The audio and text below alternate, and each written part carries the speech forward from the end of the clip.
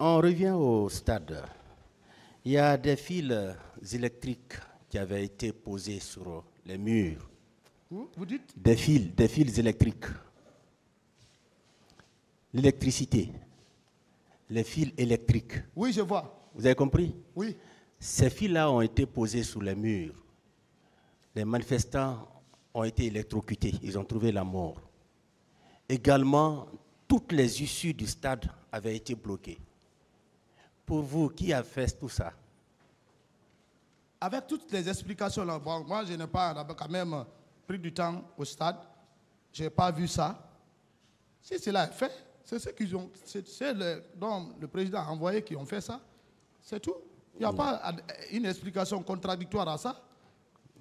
Un civil ne peut pas enlever les fils de fer, mettre sur le mur. Lui, il cherche à fuir.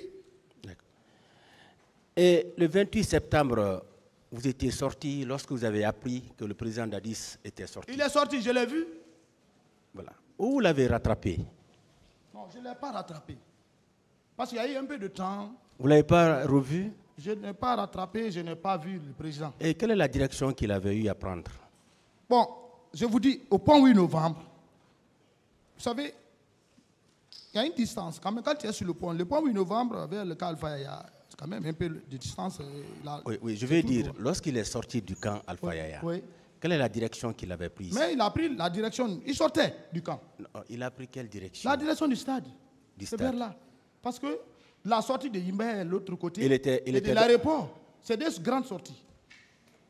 Donc, il y a l'Imbaya qui est face directement à la présidence d'alors et vers l'aéroport où se trouve le grand bataillon.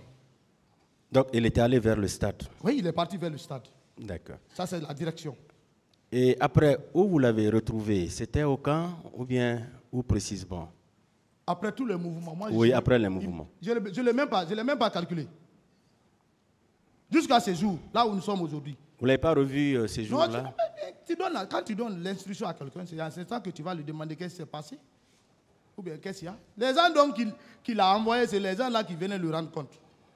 Bien, vous dites qu'il y avait un dispositif qui était au niveau de Madina, le pont de Madina. Bien sûr.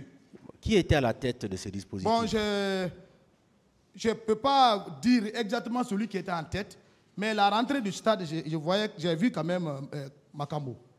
D'accord. Voilà. Et au niveau du pont 8 novembre, qui était? Non, je ne les ai pas atteints.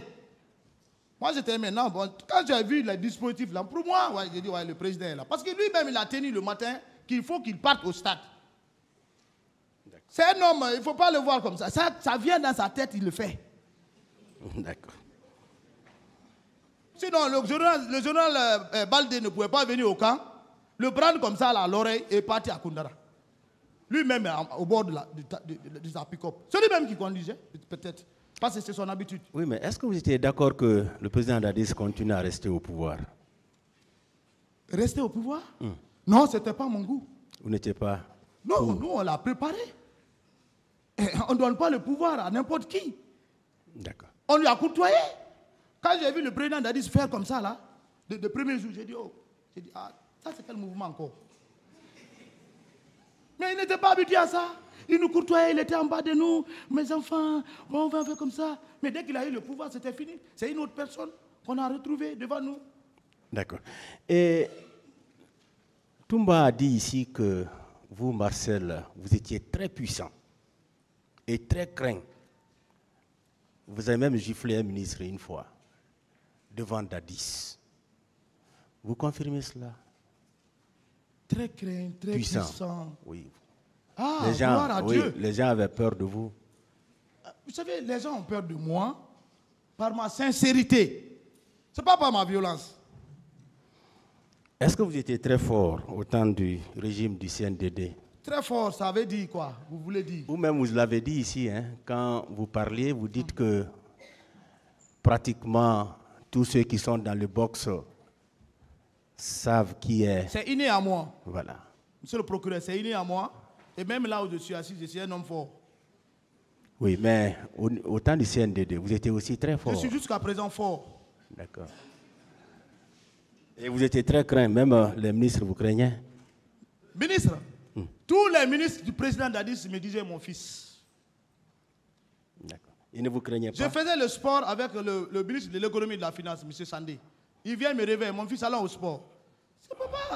C'est pas comme ça que je suis. Je suis un homme courtois. Dès lors, il y a lieu de le retenir pour la complicité des infractions dont je viens de faire état. Sur la complicité de vol à main armée, de procurer illégalement des armes et munitions aux recrues de Kalia, ayant servi aux crimes et délits commis au stade, tout en sachant qu'ils devraient y servir. Ces infractions dont la complicité est reprochée au capitaine Moussa Dadis Camara sont également prévues et punies par les articles 373, 848 et 849 du Code pénal. Il est acquis au débat que lors de la répression sanglante du 28 septembre 2009, qu'il y a eu des vols à main armée perpétrés par les hommes habillés et des miliciens sur les paisibles citoyens. Il est également acquis au débat, au regard des éléments contradictoires débattus, que les recrues venus de Kalia et les éléments de la garde présidentielle avaient été dotés d'armes blanches et d'armes létales pour lancer l'assaut. Ces faits sont confortés par des déclarations du commandant Aboubakar Sidiki Diakité dit Toumba dans son procès verbal d'interrogatoire du 23 mars 2017 à la page 5 en ces termes. Dans la même journée, le groupe de la garde parallèle, dont le capitaine Gono Sangari et autres, se sont dotés à partir du magasin d'importants lots d'armes. Lorsqu'ils m'ont trouvé avec un camion rempli de ces armes collectives et individuelles, ils m'ont dit que c'est le président Dadis qui a donné l'ordre. Ces armes ainsi que d'autres moyens ont été fournis par le capitaine Moussa Dadis Camara pour mater les manifestants. Et quoi faites-vous, monsieur? Parce qu'il pensait, monsieur le président, avoir perdu le pouvoir. Et il fallait à tout prix le récupérer, même au prix des vies humaines. Il fallait à tout prix le récupérer. J'insiste dessus, même au prix des vies humaines.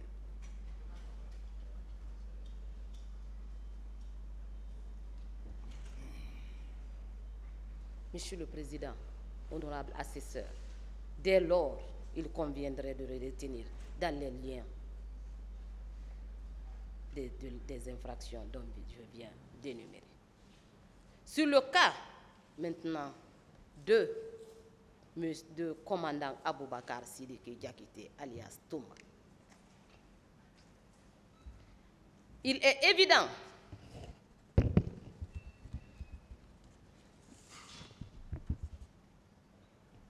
au regard des éléments de preuve discutés contradictoirement à cette barre, qu'il sera retenu dans les liens de la culpabilité, d'assassinat, de complicité de viol et de complicité d'enlèvement, de torture et de séquestration. Sur le crime d'assassinat, cette infraction est prévue et punie par les dispositions, comme je l'ai tantôt dit, de l'article 208 alinéa 1er du Code pénal.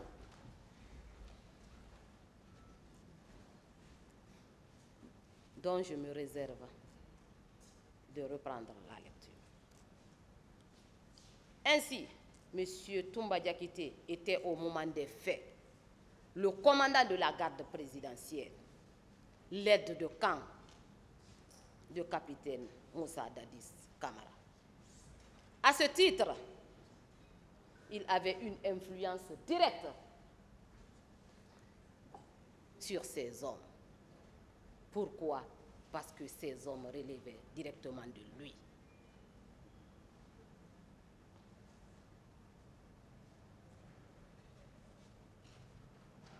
Monsieur Toumba a déclaré à cette barre, Monsieur le Président, qu'au moment où il rentrait au stade,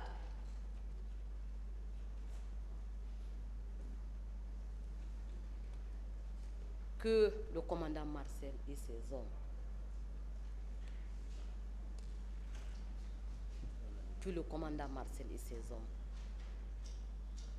qu'il était en compagnie du commandant Marcel et de ses hommes, qui tiraient en direction du stade. Il l'a dit, il a insisté dessus. Ces balles tirées par les éléments qui l'entouraient avaient pour cible quand même les manifestants, parce que c'est les hommes qui étaient au stade.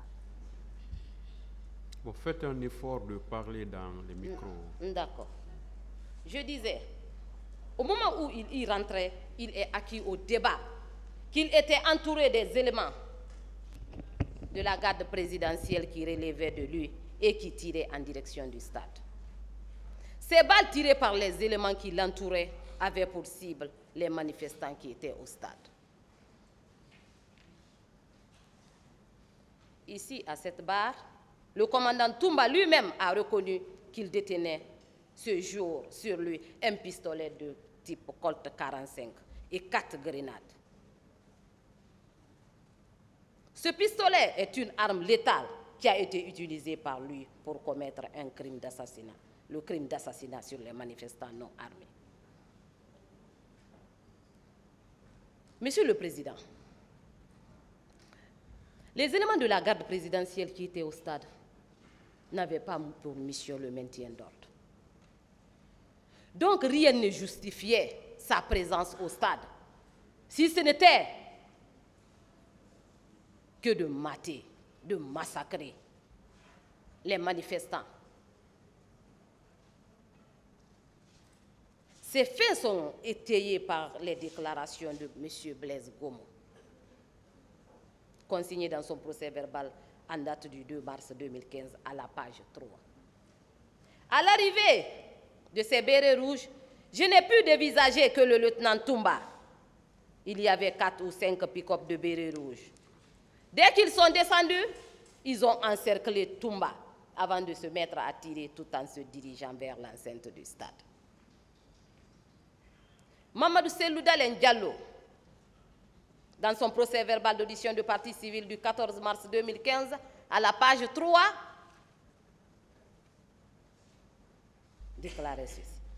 L'ambiance était bon enfant aussi bien à la tribune que sur les gradins. C'est dans ce contexte de réjouissance que les bérets rouges, avec à leur tête le commandant Toumba Diakité, ils ont fait éruption dans le stade. Ils se sont mis à tirer à balles réelles sur les manifestants. J'ai vu des manifestants tomber. Je ne réalisais ce qui arrivait aux gens. C'était une panique générale. Les gens tombaient par dizaines.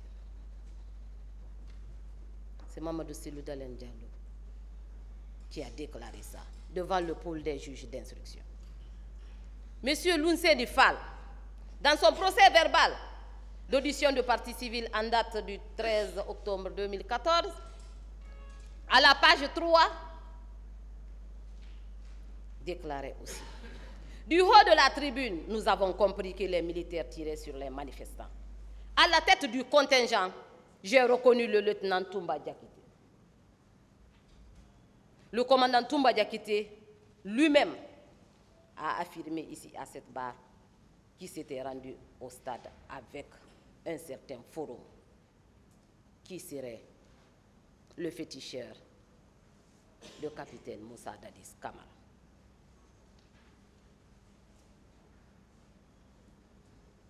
Alors que, lors de l'interview qu'il avait accordée à la RFI, il avait reconnu s'être rendu au stade avec un groupe de militaires pour agir et sur ordre du capitaine Moussa Dadis Camara.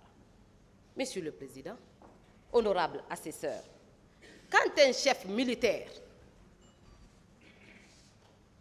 un commandant de la garde présidentielle, un homme qui est formé pour tuer, tient de tels propos, c'est-à-dire agir sur les instructions du président de la transition, la signification de cette expression n'est pas à rechercher ailleurs.